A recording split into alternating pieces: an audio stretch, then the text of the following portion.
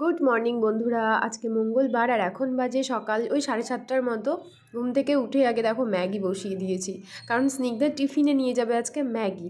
ওকে না আমি কখনোই দিই না, বাড়িতে তো খাই না, মানে বাড়িতে ওকে সেরকম খেতেও দিই না, আর স্কুলে তো এই ফার্স্ট টাইম আমি ওকে দিচ্ছি।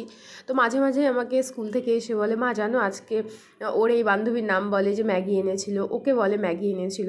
আমি তো শুধু কলা আর বিস্কিটস নিয়ে যাই, কখনো কখনো কেক নিয়ে যাই, মিষ্টি নিয়ে যাই, ওইসব ম্যাগি আমি নিয়ে যাই না।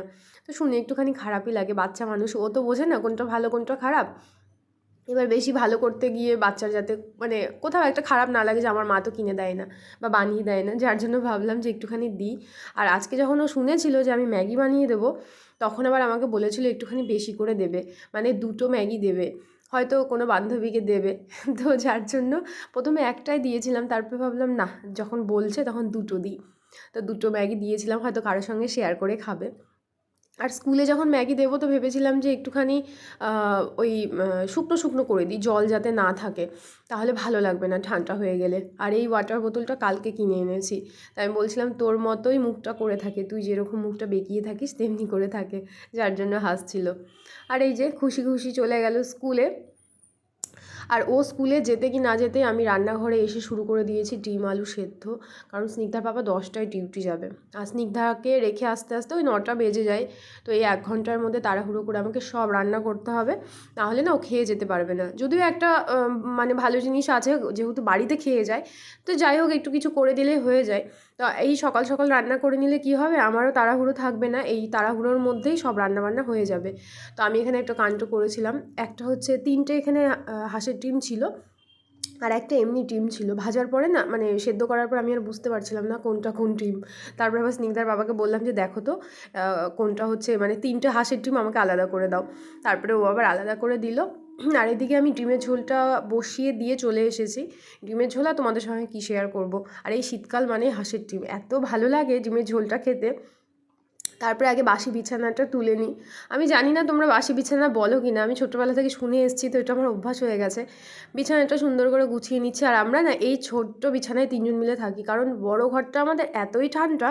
গতবার এরকম সময় থেকে আমার মামসের প্রবলেম একটা শুরু হয়েছিল, মানে শুধুমাত্র বড় ঘরে থাকার জন্য এত পরিমাণে ঠান্ডা, কারণ 3টে বড় বড় জানালা, 2টো দরজা, তো সেখান থেকে কী পরিমাণে হাওয়া পাস হয় সেটা একমাত্র আমরাই জানি। এমনি গরমকালটা খুব ভালো, মানে খুব আরাম করে থাকা যায়, হাওয়া আসে, খুব ঠান্ডা হয় ঘরটা, কিন্তু শীতকালে থাকলেই মামস হবেই হবে। আমি তো এই মামস বলে কোনো রোগ হয় সেটা আমি প্রথম গতবার জানলাম। আমার তো হয়েছে, আমি তো কী পরিমাণে কষ্ট পেয়েছিলাম তোমরা হয়তো দেখেছো, পুরো গাল ফুলেছিল, পুরো হাঁড়ির মতো ফুলেছিল আমার গাল। আর স্নিগ্ধার কিন্তু এই মাসে বার্থডে, এই মাসের 30 তারিখে। তো এর মধ্যে স্নিগ্ধার আর আমার কোনো রকম যাতে প্রবলেম না হয়, 5 বছরের বার্থডে খুব বড় করে করবো না, কিন্তু ইচ্ছে আছে ছোট্ট করে সুন্দর করে করার, যার জন্য ওই ঘরটাতে থাকছি না। মানে আমি আর স্নিগ্ধা তো থাকবোই না, ওর পাপা থাকলে থাকবে, অসম্ভব, ঘরটা এত পরিমাণে ঠান্ডা। মানে ওই ঘর আর আমাদের ডাইনিং আর ছোটো ঘরে পুরো আলাদা, মনে হবে যে হয়তো আমরা বাইরে দাঁড়িয়ে আছি ওই ঘরে থাকলে, এই রকম। তো আগে হচ্ছে রান্না বসিয়ে দিয়েছি, এদিকে রান্না হচ্ছে, আর আমি না এদিকে ঘরের কাজকর্মগুলো করে নিচ্ছি। স্নিগ্ধা যাওয়ার পরে ওর পাপাও ঘরে সেরকম থাকে না, হয়তো ছাদে গেল গাছে জল দিতে বা বাইক ঠিক করছে, এই সময়টাতে আমি ঘরটাকে সুন্দর করে গুছিয়ে নিই। আবার আমাকে নিতে যাওয়ার একটা ব্যাপার আছে, স্নিগ্ধার পাপা 10টায় বেরিয়ে যাবে, আর তারপরে 2-একটা কাজ করে একটুখানি খাওয়া দাওয়া করে আমাকে আবার বেরিয়ে যেতে হবে স্নিগ্ধাকে নিতে 11টা 10-এ। তো খুব তাড়াহুড়ো থাকে, আর শীতকালে কোথা দিয়ে যে সময় চলে যায় না, মানে কি বলবো, বোঝাই যায় না। আর তোমরা কে কে এরকম গেটের সামনে জল দাও আমাকে একটু কমেন্ট করে জানিও না, আমি একাতেই জানি না, আমাদের বিল্ডিংয়ে অনেকে দেয়। তো সকালবেলায় সন্ধেবেলায় এরকম সুন্দর করে একটুখানি জল দিয়ে দিই। আর বাড়িতে তো মুছে দেখি, আমার মা যদিও করে না, আমার শাশুড়িকে দেখেছি দিয়ে, তারপরে গোপালটাকে তুললাম। আর এখন পুজো দিয়ে আমি যেটা করব, শাক বাছবো, অনেকগুলো শাক রেখেছি, তো সেই শাকগুলো হচ্ছে বাছবো। স্নিগ্ধার পাপাকে না আর দিতে পারলাম না শাকটা, আমি আর স্নিগ্ধায় খেয়ে নেব। ওকে এমনি ডিমের ঝোল, তারপরে কালকের একটু পালং শাক ছিল, একটু ডাঁটা ছিল, সব কিছু দিয়ে ওকে ভাত দিয়ে দিয়েছি, ও খেয়ে চলে গেছে। আর এখন আমি হচ্ছে ফুল রেডি, ঘড়িটাও পরে নিয়েছি, মানে কোনো রকমভাবে শাকগুলো তাড়াহুড়ো করে বেঁচে স্নিগ্ধাকে নিতে যাবো। এখন 11টা বাজে, আর 11টা 10-এ আমি বেরোবো। কোথা থেকে কাজ করতে করতে সময় চলে যায় না, কি বলবো। তো শাকগুলো বাছার জন্য আমি ওকে বানিয়ে দিতে পারলাম না। শাক মানে বাছতেই যত সময় লাগে, ভাজতে তো খুব একটা সময় লাগে না। তো যাই হোক, এই হচ্ছে আমার সকালের রুটিন। খুব তাড়াহুড়ো থাকে যেদিন স্নিগ্ধা স্কুল থাকে, আর যেদিন আমার দুবেলা নিয়ে যাওয়ার থাকে সেদিন তো কিছু বলারই থাকে না, সেদিন আরও তাড়াহুড়ো হয়ে যায়। কিন্তু ওই যে যেতে তো হবে, কিছু করার নেই, গাড়িতে দিলে অনেকটা লেট হয়ে যায়। তো এদিকে শাক বাছা আমার কমপ্লিট। আর এখন না শাকগুলো এত ভালো, একদম জ্বালা জ্বালা শাকগুলো, লাল শাক পালং শাক দেখলেই নিতে ইচ্ছা করে। মানে আমি তো প্রত্যেক দিন গিয়ে শাক নিয়ে আসি, এরকম একটা ব্যাপার। আমার ঘরে শাক হবেই হবে।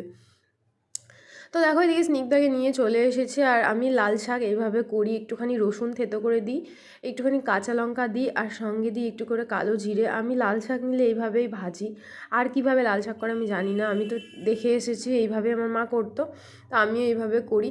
তো শাকগুলো একটু কুচিয়ে নিয়েছিলাম, তারপরে নুন হলুদ দিয়ে ভালো করে ভেজে নেব। কালো জিরে আর রসুন আর কাঁচা লঙ্কা আমি এইভাবেই কালো জিরে দিয়ে কি বলে এটা, লাল শাকটাকে বানাই। তো তোমরা যদি অন্য কোনো রেসিপি জেনে থাকো তাহলে আমাকে বলো, আমি সেইভাবে করবো। অনেকে দেখেছি পেঁয়াজ দেয়, কিন্তু পেঁয়াজ দিয়ে কি লাল শাক ভালো লাগে আমি ঠিক জানি না, আমি ভিডিওতে দেখেছি।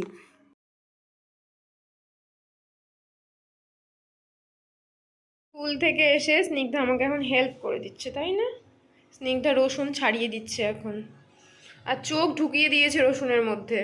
পারছো ছাড়াতে, পারো ছাড়াতে রসুন? পারো? এই যে কয়েকটা রসুন স্নিগ্ধা এখন আমাকে ছাড়িয়ে দেবে। পারবে তুমি? পারবে? তুমি কি গুড গার্ল না ব্যাড গার্ল?